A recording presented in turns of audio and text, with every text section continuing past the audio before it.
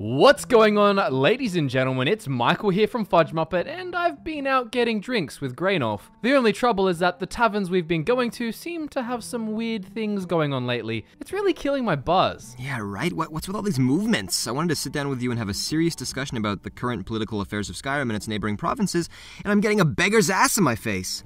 Didn't you ask for that dance? What? You saw that? I thought you were in the bathroom. I mean, I don't blame you. He has some really good moves. What was that thing he did with his foot? Oh yeah. That was nuts. It was like a slide. I'm kidding. You're disgusting. Oh, drinking with you has been so much fun. Hey, I'm only in this video as a favor to you.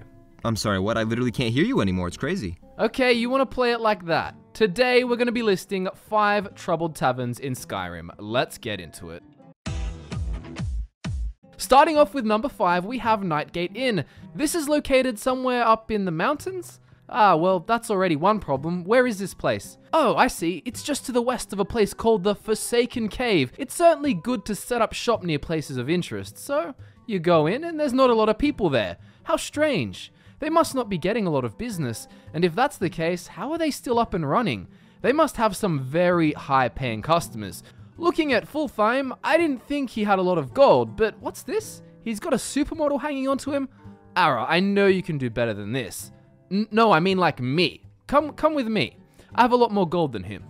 Alright, good answer. I'll bring my horse to the front and pick you up later. Anyways, there has to be at least one more customer. So I went down into the cellar and it turns out there is an orc named Balagog, and he's got a lot of coin. He's practically the only one keeping this place alive. Apparently he's a famous chef or something, but who cares? What's more important is that he never wants to talk, ever, to anyone. So whenever a person does come here by accident and tries to be friendly, he pushes them away. I'm not feeling particularly sociable, he says, and so the people get up and leave. So I thought about this and got an idea. What if we get rid of Balagog? I kept sitting on him while he was trying to sleep, punching him like a piece of meat, you know, because he does. And guess what? When he was finally gone, suddenly the tavern is welcoming new travelers from all over the place. Balagog's personality is what was troubling this tavern. Oh, and the location. Actually, I should get out of here. Come on, Ara, let's buy you something. Number 4, we have the new Denises Corner Club, and this one is really troubled. You know why? Racism. Ulfric is a racist. Him and all of his Nord buddies treat the Dark Elves here like crap. Are you ready for this? Apparently over in Morrowind, this volcano exploded, and there was so much ash in the air that it was hard to breathe. So a bunch of Dark Elves came over to Skyrim to find a new place to live, and people were mean to them. Ridiculous! They were allowed into Windhelm and then given property to start up their own businesses, but it's down in the Grey Quarter. They weren't even allowed to take the space of, like, Candlehearth Hall, or kick Ulfric out of his throne room and just use that. Disgusting!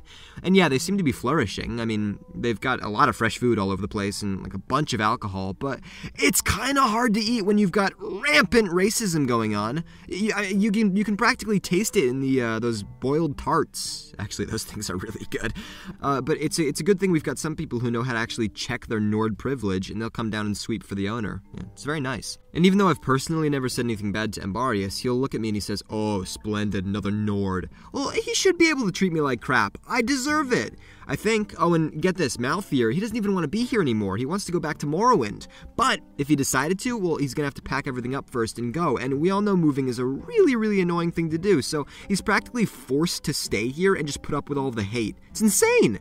And when I started punching him, there wasn't even a guard there to stop it from happening. Yeah, they came like 5-6 seconds later, way after the damage had been done. So this tavern's got a lot of racism issues going on, and today it's just sad.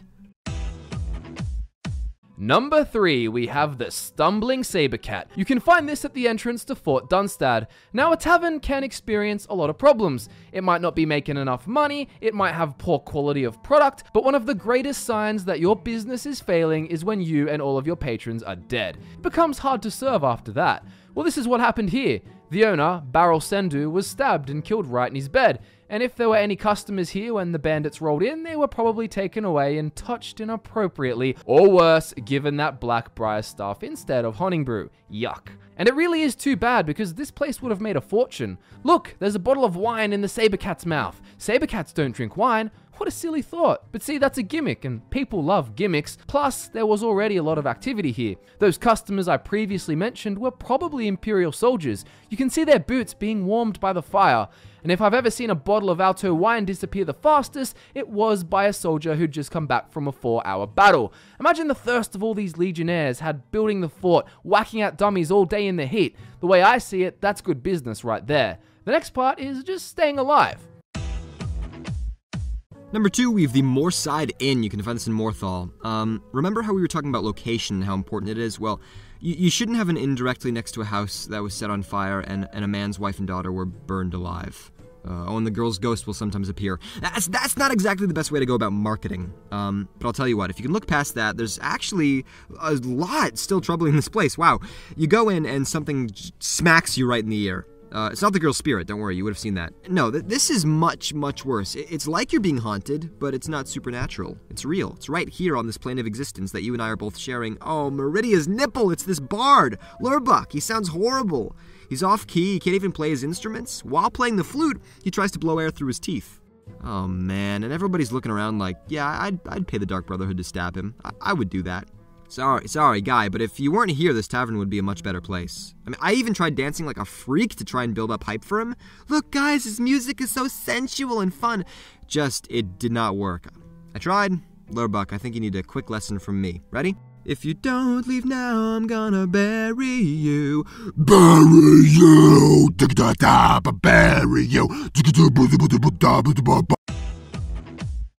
And number 1, we have Old Holden Inn. Already we're off to a bad start, because there's a little boy here around all these drunk people. A little boy who is saying he's going to kick me out if I don't behave? What the hell's this? Listen, kid, I drink like an Imperial soldier after a 4-hour... Oh, he's the owner's son. Okay, well, it's not a very warm welcome. Adis, your son's annoying. And yes, I'd love a room, thank you.